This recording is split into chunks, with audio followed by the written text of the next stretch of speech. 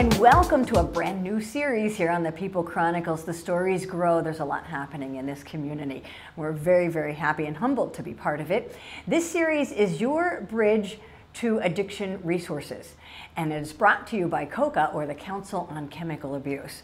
My name is Jo Painter, and with me is Jennifer Kaucher. Hi. And Jennifer, you are a prevention specialist with COCA. I am. I'm a prevention specialist, excuse me. I've been working there for a little bit over 2 years now.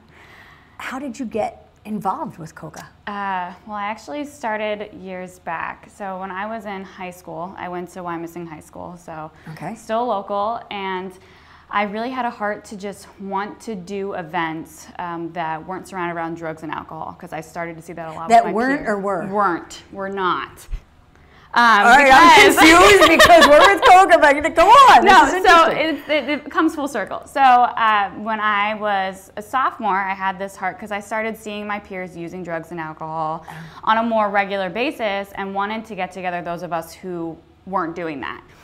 So I started something with 3 of my friends my senior year. And so the school knew about this because it had been on my heart for a few years there. Well, in the midst of this, I was part of a class called the Earn and Learn program through the Council on Chemical Abuse. Yeah, exactly. I got a scholarship to take this class. Unfortunately, we don't do this program right now. We're not doing it, but we still have other opportunities for kids to be educated with COCA.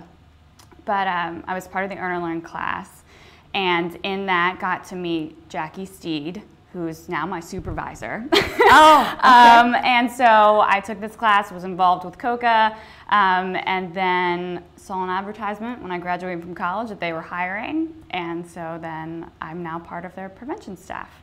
So yeah, and what's really fascinating about it is most everyone on staff has like a psychology background and addiction studies background. And that was actually only my minor. What's your major? My major is communications. So perfect. And what just happened was that they had an opening and needed someone with stronger communication skills to fill gaps that they had. But then with my heart for educating about addiction for so many years, it just fit so well. It was a God thing, as I say, just that it all worked out. Kind of ironic, as I'm listening, because the first thing out of your mouth was, you didn't want to have anything to do with drug and addiction specialties. And yet it seems like that's led your path, and somehow you found it on your heart to do that. When did the transition happen?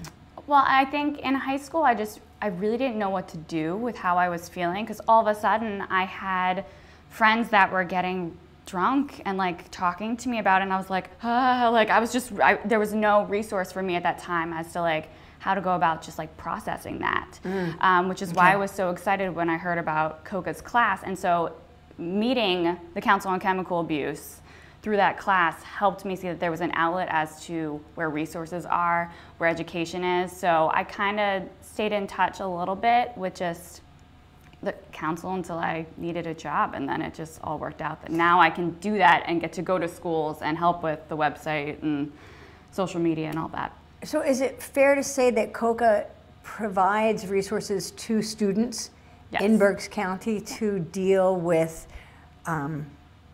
not only maybe their own drug and alcohol issues, but their friends? Is that a fair statement? Yeah, okay. I would say so. We do something called life skills, and I'm not part of that education, but I have coworkers who are also on the prevention team who go into schools and talk to the students about refusal skills. So when your peers are asking you, do you want to go, my parents aren't home this weekend, like, do you want to go party, that kind of stuff, how to deal with that. And definitely our tagline is your bridge to addiction resources, really just giving those resources as to, does a friend or family member have a problem? Where can I go? Who can I talk to?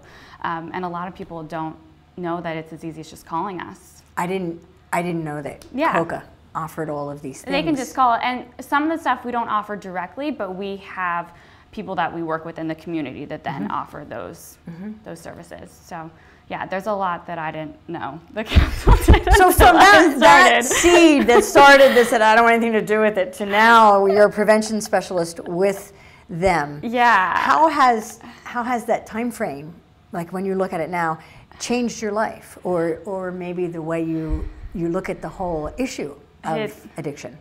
Well, now I've been educated a lot more because I had a learning curve when I came in, right. Not having a background in addiction studies. Definitely a learning curve as to learning more about addiction as a brain disease. So that's something that through trainings and conversations with my coworkers, reading. I like to read, like in my free time about stuff.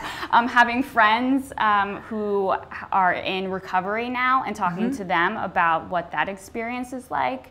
I've learned a lot that now I'm the one that when drug and alcohol stuff comes up at the dinner table, because it does with your family at random times, because something's in the news or whatever, I'm the one who's talking about, well, these people are sick. Like, they're not bad people. They need help. And some of them don't even know where to go, or their family doesn't know where to go. Do you find yourself in a convincing game? Because you said it's a brain disease and not, I don't know if everybody accepts that generally. Is that a fact? I don't know. So do you find yourself in a convincing game with people in that statement?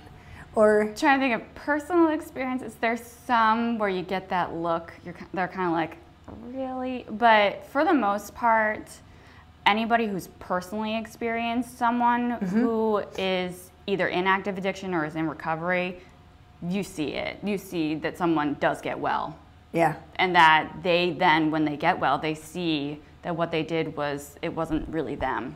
It was how their body and their brain was reacting to what was going on. So they're different people when they're well? I would say so. We'll have some people talk about that throughout our show. Yeah, I mean, I think from what I've seen in people, it really does brings a new experience of life.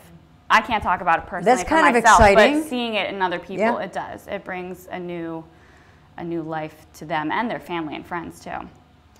Your association with COCA, and now as a prevention specialist, what's one thing, and maybe that's a really not fair question because it's always hard to pick one thing, but what is a thing that kind of jumps out at you and when you talk with people, you're most excited to share that is an experience because of your association with COCA?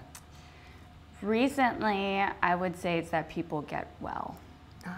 That there is hope, and unfortunately, not everyone's story ends positively when we talk about the disease of addiction. That's the reality of it.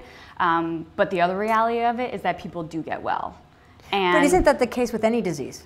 Not everybody gets well. Yeah, right? It is, exactly. With cancer, not everybody, gets to go through remission and then goes Correct. Well.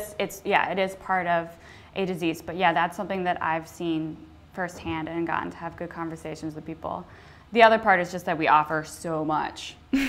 we do events around recovery, we do education in schools, we provide money for treatment. Like, there's so many different things that I didn't know about when I started working at COCA.